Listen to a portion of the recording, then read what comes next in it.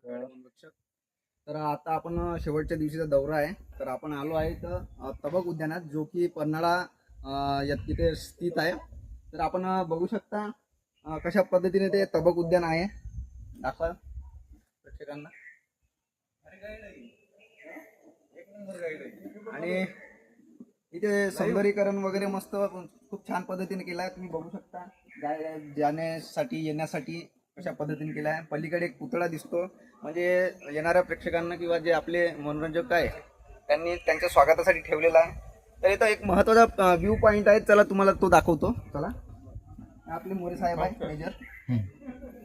चला, पलीकडे निसर्ग माहिती केंद्र आहे, बघू शकता. इथे संपूर्ण पन्हाळा इथे आढळणाऱ्या वनस्पतीविषयी माहिती आहे. तसेच जे पशु पक्षी जे काही आपले निसर्ग आढळणारे आहे ते सर्वांची आपल्याला माहिती तिथं गेल्यावर मिळते. म्हणजे स्थानिक प्रजाती आहे ती इथं पण दिसून पडते आपल्याला.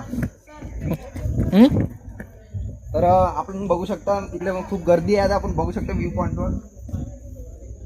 या पन्हाळ्याचा विशेष इतिहास म्हणजे इथे जे सिद्धी जोहर होता त्याने पन्हाळा गडाला वेढा घातला होता आणि सुमारे 4.5 महिने वेढा होता.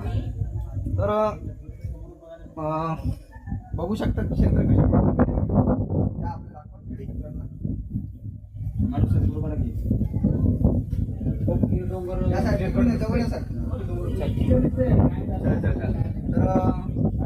भव्य नजारा आहे, मनाला भावेल अशा पद्धतीने नजारा आहे.